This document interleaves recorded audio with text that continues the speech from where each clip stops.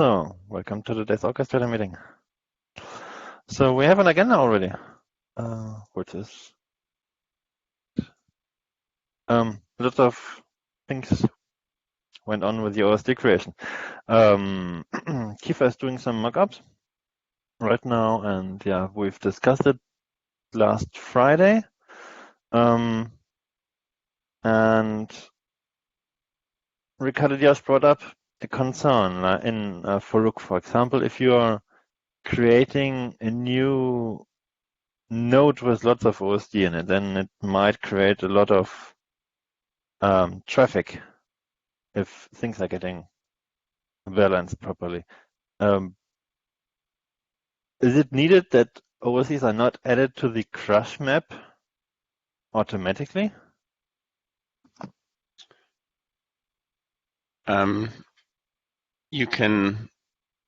They should always get added. There's a way to make it so that when they get added with a weight of 0 instead of their actual size. And that's possible already? That's already possible. And it's also possible to make it so they have the crush map sees their actual size, but then the weight set override has 0, so the balancer can slowly map it in. There's a somewhere in the docs that describes how to do that. There are like 2 settings they have to set basically. That's sort of that mode. It's possible. It's not super well documented. Not sure whether we should make that the default behavior or not. But as far as the dashboard goes, I wouldn't worry about it. Yeah. Yeah, I don't think that should be the default behavior. Yeah. Does that mean if you set that, they'll ramp in automatically, so you don't have to go back and change the weight later? Yeah. I'm pretty sure we're not doing that in Rook. Yeah. We talked about it at one point, but it was in the doc like 6 months ago, but I can't remember. We actually did it. Anyway. Yep. Okay, the other thing is that, for creating drive groups in the dashboard, because the dashboard will need to create drive groups for the orchestrator, we need a proper Ceph volume inventory from Rook for creating OSDs. There is little way around it, basically. Yeah, today we only have discovery service using our old way of detecting devices, which is not Ceph volume. Yeah, but if we want to create proper drive groups from within the dashboard, then we need to have the Ceph volume inventory. Otherwise, we have to do a special hack for Rook in the dashboard that would go into a different code path with some reduced functionality, and that would be kind of weird. Yeah, I think we've wanted to do this for a while, so it makes sense. And maybe we need to keep both discovery mechanisms just for not breaking anything by removing the old one. Mm-hmm. Makes sense. And you just need the results of Ceph volume to be put in a config map type of thing, right? Dashboard defined. Yeah.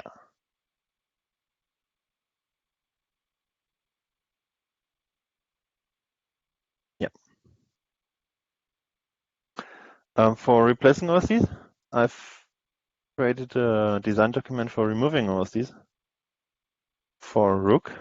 That's PN 3954.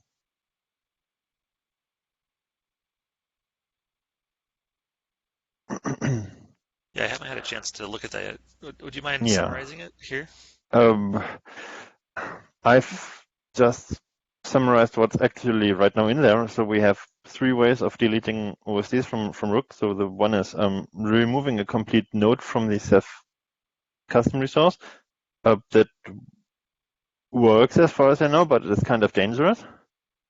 The second way is to a half automated version of removing the OSD with OSD purge and then waiting for Rook to remove the deployment and then manually deleting the drive from the Ceph cluster custom resource. And the last method is to make everything manual. And my proposal is to automate basically the second step, the second way of doing things from within the Ceph orchestrator, because it's inherently imperative. So a user has to do something explicit in order to remove OSDs, and it's not implicitly done. And we can still support the existing functionality from within Rook, and we could share code with the SSH orchestrator. That are the three benefits I see from doing it in the Ceph orchestrator. Downside is, of course, that the code feels to be more related to Rook than related to Ceph. Yeah. Right, so if I could summarize, make sure I followed that. So today in Rook, we will, if an OSD goes down and eventually it's marked out and then safe to destroy, at that point, Rook will go ahead and remove the OSD deployment and OSD from the crush map. Right? Yes. But it does not you're remove the device from the customers, from the Ceph cluster customer resource. right, it doesn't change the CRD. So you're proposing something where the admin intervenes and says, I want to remove this OSD, and then that cleanup can be for additional OSDs that maybe aren't down yet, or So in the Ceph dashboard, for example, you're clicking on remove this OSD, then the Ceph orchestrator starts on calling Ceph OSD purge on that OSD, and then Ceph makes the OSD empty basically, and then Rook discovers, oh, this OSD is safe to destroy, removes it, and then the Rook manager module again discovers that, oh, that deployment is gone. I can remove that device from the Ceph cluster's custom resource. So it was triggered by the dashboard originally. Yeah. But this is a process that could take some time because an OSD will take time to be safe to destroy. Yeah.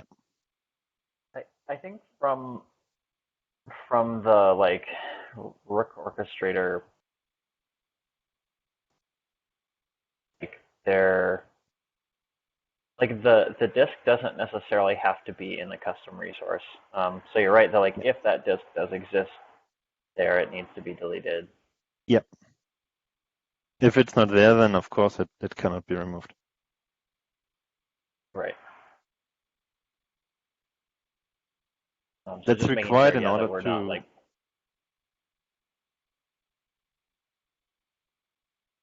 so if the disk is already not present, that's still a. Yeah. That's still a fine condition. Because we need that for replacing OSDs. So the create OSD step needs to be done afterwards and again.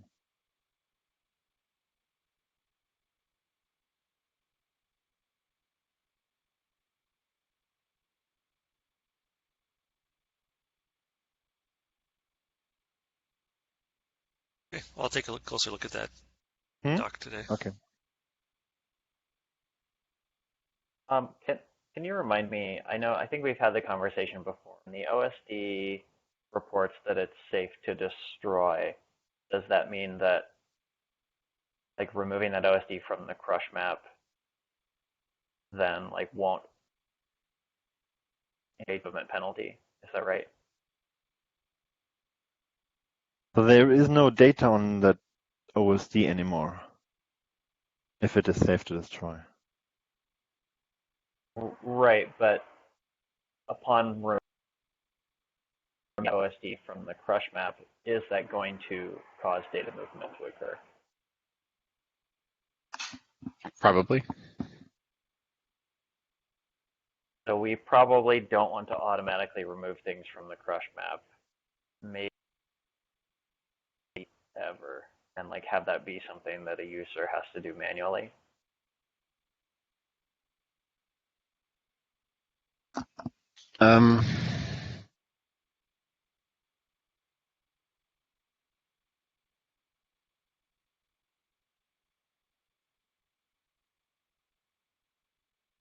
I don't know. I would have it remove it. That's going to work better.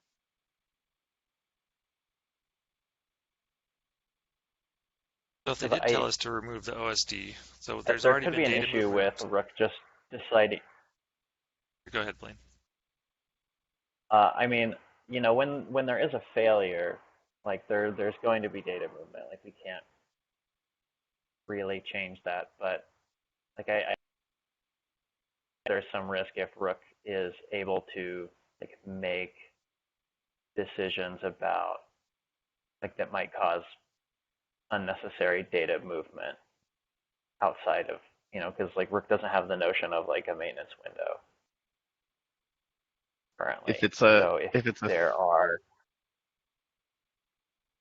it's removing a whole node's worth of OSDs from a crush map, I don't know how much data we can expect to move around, but at that point Rook might be data movement that customers don't want. I don't know how much of an issue that is. It depends on what kind of removal it is. If it's a device that fails in place and then the cluster heals, and then you decide that you don't want it at all and you want to delete it, then yes, you'll have data moving again. But I'm not sure that's common. If you're like removing a whole node, then that's something, and you mark if you mark something out, it offloads and then you remove it, then data will move again. If you wait it to 0 and then you remove it, there's no additional movement. So I think the question is, what is the intent to eventually replace it, or is the intent to remove it? And that should determine whether you mark it to 0 or mark it out. So if you're going to remove a whole node, and Rook is like doing that gracefully, then it should just wait everything on that node to 0. And then it can remove it, and it'll be fine. Okay, so that might be okay, and I see, and that's the step here, the crush reweight. Yeah. Yeah. Like pseudocode. Okay. That answers my question too. So set the weight to 0, and it won't balance things twice.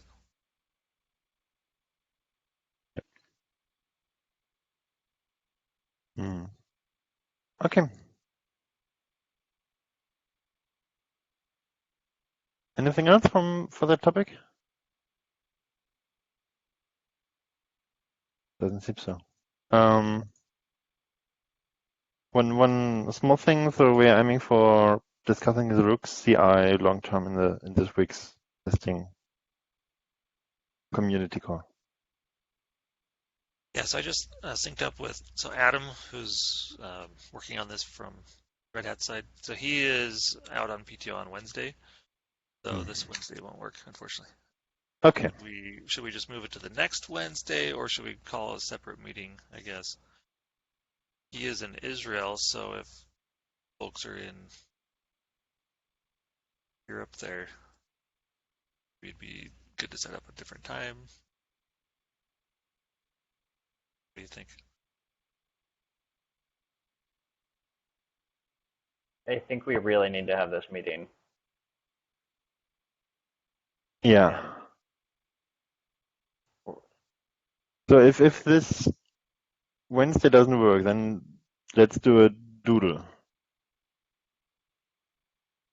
Okay. Do you want to set that up, or? Yeah. Great.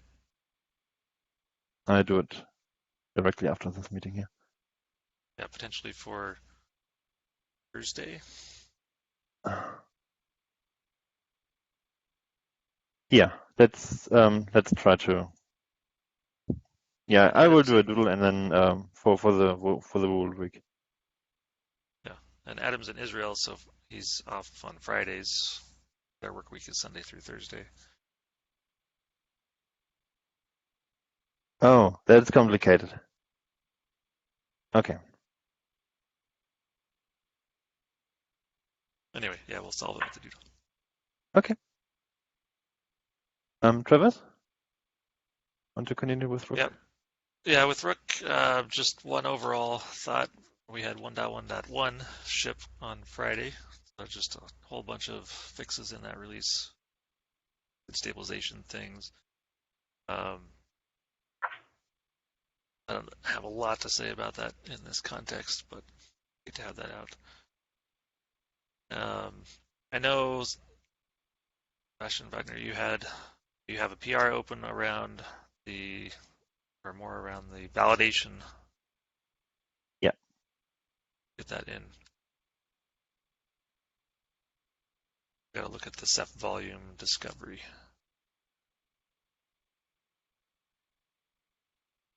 Sebastian Hahn, anything to add to this or bring up? Anybody else? Or I mean, you mean regarding 111? Or yeah, or anything to bring up? No, I think we're good. It's good that we have it. I'm sure 112 will follow soon, as I'm working on fixes already. Yeah, I bumped the version of. I sent a PR on the operator hub to bump for 111 as well. It's pending on the operator hub.io. So hopefully we will have it this week. And nothing. I'm working on something else for downstream at this point. Remember the bug we have with loop devices and everything. So still working on this one.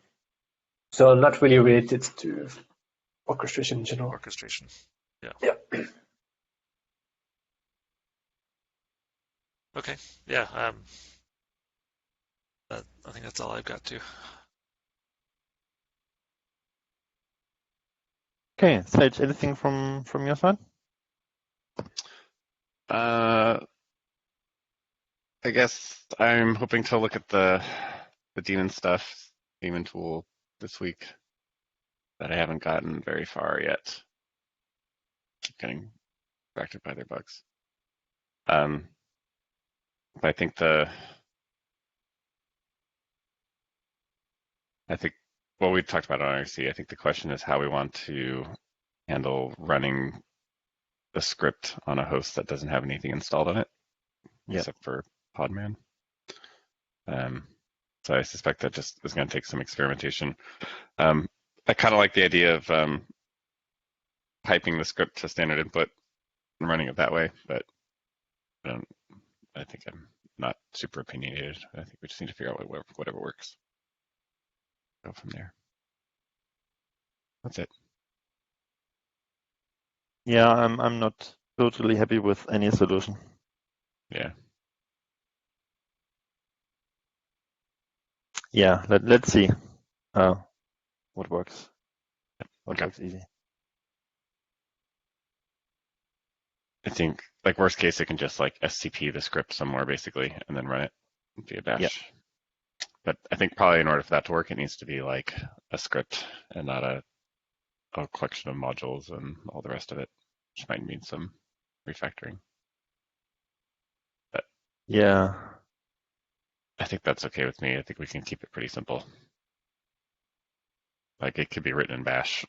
It doesn't need to be written in Python, but we might as well use Python. Yeah, right now it's still quite readable and small. Yeah. And hopefully it stays that way. Yep. Okay.